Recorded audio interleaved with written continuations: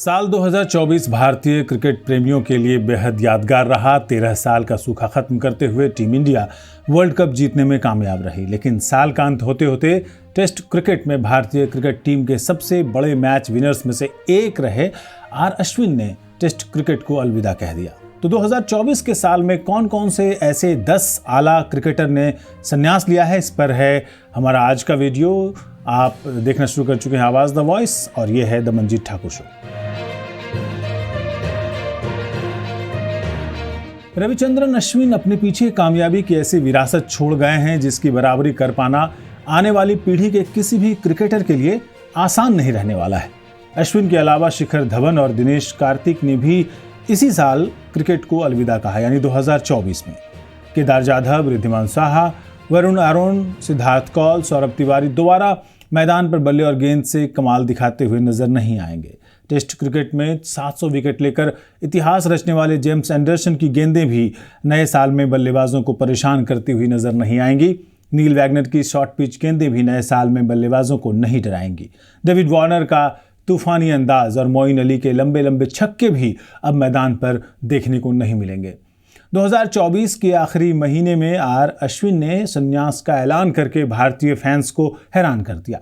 भारत के लिए 106 टेस्टों में बल्ले और गेंद से कमाल दिखाने वाले आर अश्विन ने बॉर्डर गावस्कर सीरीज के तीसरे टेस्ट के तुरंत बाद इंटरनेशनल क्रिकेट को अलविदा कह दिया। अपने करीब 15 साल के करियर में अश्विन ने क्रिकेट के सभी फॉर्मेट में टीम को जीत दिलाने में अहम भूमिका निभाई। उनका अंतर्राष्ट्रीय सफर 2010 में श्रीलंका के खिलाफ वनडे डेब्यू के साथ शुरू हुआ था। इस लंबे समय में अश्विन ने सभी फॉर्मेट में 765 विकेट लिए और वो अनिल कुंबले के बाद भारत के दूसरे सबसे कामयाब गेंदबाज बने। टेस्ट फॉर्मेट की बात करें तो उन्होंने टेस्ट में कुल 106 मैचों में 537 विकेट लिए हैं। वो टेस्ट मैचों में सबसे ज्यादा विकेट लेने वाले गेंदबाजों की सूची में 7वें नंबर पर हैं। वहीं टेस्ट क्रिकेट में सबसे ज्यादा विकेट लेने वाले स्पिनर्स के मामले में चौथे पायदान पर हैं। 106 वनडे मुकाबलों में आर अश्विन ने 156 विकेट और 65 टी20 मुकाबलों में 72 विकेट चटकाए हैं। वो अपनी शानदार गेंदबाजी के साथ साथ एक अच्छे बल्लेबाज भी रहे हैं। उन्होंने अपना क्रिकेट करियर एक सलामी बल्लेबाज के तौर पर शुरू किया था। ये बड़ी हैरानी की बात है।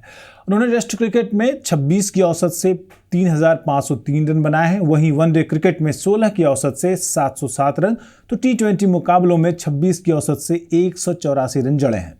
इतनी कामयाबी ही शायद वो वजह रही कि अश्विन ने संन्यास का ऐलान करते हुए कहा कि मुझे मेरे फैसले का कोई मलाल नहीं है। मैंने क्रिकेट में ये मुकाम सिर्फ और सिर्फ अपनी कड़ी मेहनत से हासिल किया। मुझे खुशी है कि क्रिकेट मेरे जीवन का हिस्सा बना। मैंने बहुत टेस्ट क्रिकेट खेला और इसी से मुझे मालूम चला कि जिंदगी को कैसे जीना है। अब आते हैं शिखर धवन पर। शिखर धवन के लिए टीम इंडिया के रास्ते तो 2022 के अंत में उस वक्त बंद हो गए थे जब शुभमन गिल ने वनडे में दोहरा शतक लगाकर यह साबित किया कि उनके अंदर भारतीय क्रिकेट टीम का भविष्य बनने का मादा है। लेकिन शायद धवन को उम्मीद थी कि उन्हें मैदान पर एक बार और टीम इंडिया की जर्सी पहनने का मौका जरूर मिलेगा। हालांकि ऐसा हुआ नहीं और जुलाई 2024 में उन्होंने सभी फॉर्मेट से संन्यास लेने का ऐलान कर दिया। धवन का डेब्यू 2010 में ही हो गया था, लेकिन टीम इंडिया में उनकी जगह 2013 में पक्की हुई। धवन की बल्लेबाजी का ही कमाल था कि टीम इंडिया 2013 में इंग्लैंड में खेली गई चैंपियंस ट्रॉफी जीतने में कामयाब रही। उसी साल टेस्ट क्रिकेट में भी धवन ने डेब्यू किया और 85 गेंदों में शतक बनाकर तहलका मचा दिया। मैदान पर शानदार प्रदर्शन करने वाले शिखर धवन की निजी जिंदगी में उतार चढ़ाव साल 2023 में आया, जब दिल्ली की एक अदालत ने उनकी पत्नी और उनके बीच तलाक को मंजूर कर लिया। इस दौरान वो अपने बेटे को लेकर काफी भावुक रहे और इस बारे में कई मौकों पर सोशल मीडिया पर पोस्ट डालकर अपनी भावनाएं जाहिर की।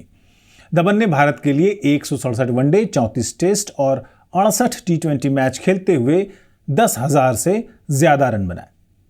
संन्यास लेने वाले अगले क्रिकेटर हैं दिनेश कार्तिक। दिनेश कार्तिक को शायद एक ऐसे क्रिकेटर के तौर पर याद किया जाएगा जो इंटरनेशनल क्रिकेट में अपनी प्रतिभा के मुताबिक प्रदर्शन नहीं कर पाया। टीम इंडिया के लिए दिनेश कार्तिक का करियर करीब 18 साल लंबा तो रहा, लेकिन इस दौरान न जाने कितनी बार वो टीम में आए और बाहर हुए। 2004 में भारत के लिए टेस्ट में डेब्यू करने वाले दिनेश कार्तिक ने महज 26 टेस्ट मैच ही खेले। हालांकि कार्तिक को 94 वनडे और 60 टी20 मुकाबले खेलने का मौका भी मिला। चूंकि कार्तिक के करियर का लंबा हिस्सा धोनी की परछाई में गुजरा, इसलिए वो टीम में कभी अपने लिए एक जगह फिक्स नहीं कर पाए। उन्हें कभी विकेट कीपर, कभी ओपनर, कभी मिडिल ऑर्डर बैटर और कभी फिनिशर के तौर पर आजमाया गया। इस बीच कार्तिक को भारतीय क्रिकेट में ऐसे बल्लेबाज के तौर पर भी जाना जाएगा जिन्होंने 2018 में निदाहस ट्रॉफी में आखिरी गेंद पर छक्का लगाकर टीम इंडिया को नामुमकिन नजर आ रही जीत दिलवाई। इंटरनेशनल क्रिकेट के मुकाबले दिनेश कार्तिक का आईपीएल करियर कहीं ज़्यादा यादगार रहा और उन्होंने आईपीएल में कभी कभी ऐसे पारियां भी खेली जो कभी भूली नहीं जा सकती हैं। संन्यास लेने वाले एक अन्य भारतीय क्रिकेटर हैं केदार जाधव।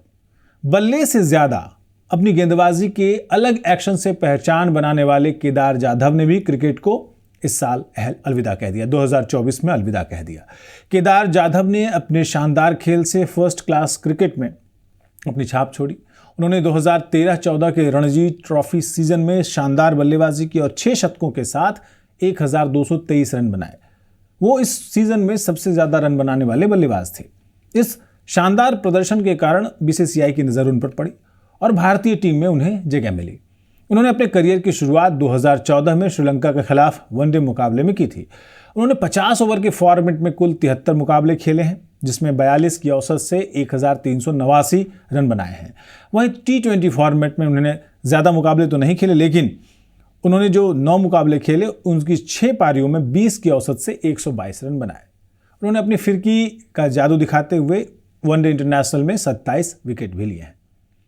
2024 में संन्यास लेने वाले एक और विकेट कीपर हैं रिद्धिमान साहा। गेंदबाजों को विकेट के पीछे नए साल में रिद्धिमान साहा के ग्लव्स का भरोसा नहीं मिलेगा। इस बात में शायद ही किसी को शक होगा कि साहा अभी तक भारतीय क्रिकेट इतिहास के सबसे बेहतरीन विकेट कीपरों में से एक रहे हैं। जितने कमाल के साहा विकेट कीपर रहे, उनके इंटरनेशनल डेब्यू करने की कहानी भी उतनी ही ज़्यादा मज़ेदार है। उन्हें 2010 में साउथ अफ्रीका के खिलाफ सीरीज में रिजर्व विकेट कीपर के तौर पर जगह मिली। उस समय यह माना जा रहा था कि उन्हें सीरीज में खेलने का मौका नहीं मिलेगा, लेकिन आखिरी समय में रोहित शर्मा के चोटिल होने के कारण उन्हें बतौर बल्लेबाज खेलने का मौका मिला। डेब्यू मैच की पहली पारी में वो 0 पर आउट हो गए, लेकिन उन्होंने दूसरी पारी में वापसी की और टीम के लिए मुश्किल परिस्थितियों में 36 रन बनाए। फिर उन्हें 2 साल बाद यानी 2012 में ऑस्ट्रेलिया के खिलाफ टेस्ट खेलने का मौका मिला, जब आईसीसी द्वारा महेंद्र सिंह धोनी पर स्लो ओवर रेट के कारण एक मैच का प्रतिबंध लगाया गया था, एक मैच की बंदिश लगाई गई थी। महेंद्र सिंह धोनी ने दिसंबर 2014 में टेस्ट क्रिकेट से संन्यास ले लिया, जिसके कारण रिद्धिमान साहा को भारतीय टीम में जगह मिलनी शुरू हो गई। उन्होंने अपना आखिरी अंतर्राष्ट्रीय टेस्ट मुकाबला 2021 में न्यूजीलैंड के खिलाफ खेला था। उन्होंने टेस्ट क्रिकेट में 40 मैच खेले हैं, जिसमें 29 की औसत से 1353 रन बनाए हैं। अब बात करते हैं कुछ ऐसे क्रिकेटर्स की जो इंटरनेशनल लेवल पर खेलते हैं और अंतर्राष्ट्रीय दूसरे देशों के हैं। पहला नाम है डेविड वार्नर का। इस बात की कल्पना शायद ही कोई कर सकता है कि बिना फर्स्ट क्लास क्रिकेट के अनुभव के किसी खिलाड़ी को टेस्ट क्रिकेट खेलने का मौका मिलेगा, लेकिन डेविड वार्नर ने ऐसी परंपरा स्थापित की जिसकी बराबरी शायद ही कोई और खिलाड़ी कर पाएगा। वार्नर ने बिना फर्स्ट क्लास क्रिकेट के अनुभव के टेस्ट क्रिकेट में डेब्यू किया। हालांकि वनडे और T20 में भी करीब 15 साल तक बराबर उनका जलवा देखने को मिला, लेकिन जितना डेविड वार्नर की बल्लेबाजी की वजह से चर्चा में रहे वो, उतनी ही वो अपने बर्ताव की वजह से भी सुर्खियों में बने रहे। साल 2018 में दक्षिण अफ्रीका के दौरे पर की गई बॉल टेम्परिंग की बड़ी कीमत चुकानी पड़ी उन्हें, और वार्नर को स्मिथ के साथ 1 साल के लिए क्रिकेट ऑस्ट्रेलिया ने बैन कर दिया। इस घटना के बाद क्रिकेट ऑस्ट्रेलिया ने साफ कर दिया कि उन्हें भविष्य में कभी भी लीडरशिप का रोल नहीं मिलेगा। हालांकि वार्नर ने जोरदार वापसी की और ऑस्ट्रेलिया को 2021 में T20 वर्ल्ड कप और 2023 में वनडे वर्ल्ड कप का खिताब दिलवाने में अहम भूमिका निभाई। उन्होंने कुल 112 टेस्ट मुकाबले खेले हैं, जिसमें उन्होंने 45 की औसत से 8786 रन बनाए हैं। वहीं खेले गए 161 वनडे मुकाबलों में उन्होंने 45 की औसत से 6932 रन बनाए। T20 मुकाबलों की बात करें तो उन्होंने कुल 110 T20 मैच खेले, जिसमें उन्होंने 33 की औसत से 3277 रन बनाए हैं। अगले क्रिकेटर हैं जेम्स एंडरसन। निजी तौर पर मुझे बहुत पसंद है। शायद ही कोई सोच सकता है कि किसी तेज गेंदबाज का टेस्ट करियर 22 साल लंबा होगा, लेकिन जेम्स एंडरसन ने ऐसा मुमकिन करके दिखाया।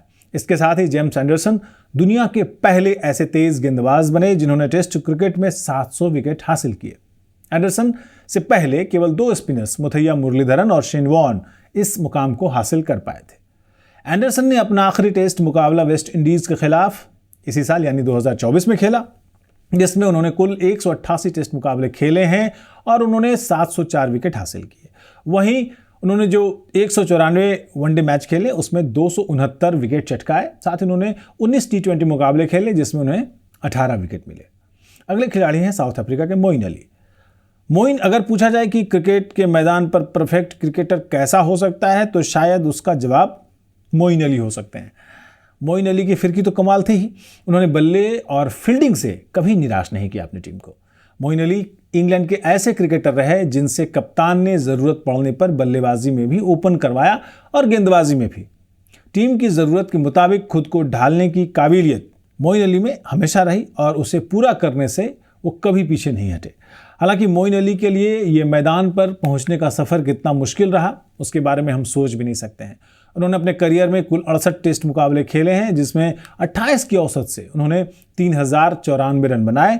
वहीं 138 वनडे मैचों में उन्होंने 24 की औसत से 2355 रन बनाए हैं। 92 टी20 मुकाबलों में उन्होंने 21 की औसत से 1229 रन अपने बल्ले से बनाए हैं। फिरकी का कमाल दिखाते हुए उन्होंने टेस्ट में कुल 204 विकेट चटकाए हैं। वहीं वनडे में 111 विकेट और टी20 मुकाबलों में 51 विकेट हासिल किए हैं। अगले क्रिकेटर हैं जिन्होंने 2024 में हमें अलविदा कहा, वो हैं डेविड मलान। जब खिलाड़ियों के क्रिकेट मैदान से अलविदा कहने की उम्र हो जाती है तब डेविड मलान टी20 फॉर्मेट में 915 पॉइंट के साथ रैंकिंग में नंबर 1 बल्लेबाज बने। मलान का नाम दुनिया के उन चंद खिलाड़ियों में शामिल है जिन्होंने टेस्ट, वनडे और टी20 अंतर्राष्ट्रीय मैचों में शतक जड़ा है। उन्होंने साउथ अफ्रीका के खिलाफ 2017 में टी20 मैच खेलकर अपने करियर का आगाज किया। उन्होंने इस डेब्यू मैच में 78 रनों की शानदार पारी खेलकर इंग्लैंड की जीत में अहम भूमिका निभाई। वो टी20 में जितने बेहतरीन बल्लेबाज रहे, टेस्ट में उतने ही बेअसर साबित हुए। तमाम मौकों के बावजूद उन्होंने अपने टेस्ट करियर में कुल 22 मैच खेले और उसमें उन्होंने 27 की औसत से 1074 रन बनाए हैं। वहीं खेले गए 30 वनडे मैच में उन्होंने 56 की औसत से 1450 रन बनाए हैं। जो उन्होंने 62 टी20 मुकाबले खेले उसमें 36 की औसत से 1892 रन बनाए हैं। वो आईपीएल में भी टीमों के हिस्सा रह चुके हैं और 2021 में पंजाब किंग्स के लिए केवल 1 मैच खेला था। अगले खिलाड़ी हैं जिन्होंने संन्यास लिया, वो है नील वैगनर।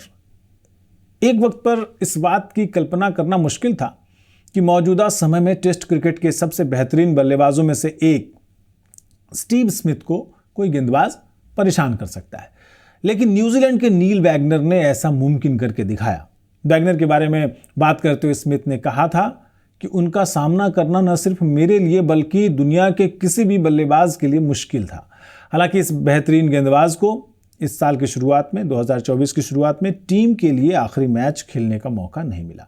वो ऑस्ट्रेलिया के खिलाफ अपने मुकाबले में वैकल्पिक फील्डर के तौर पर मैदान में उतरे। जब वो मैदान पर फील्डिंग करने के लिए उतरे तो फैंस ने उन्हें तालियों के साथ आखिरी विदाई दी।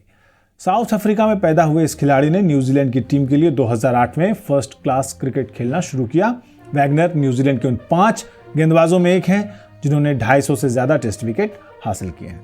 वैगनर ने न्यूजीलैंड के लिए 64 टेस्ट मैच खेले।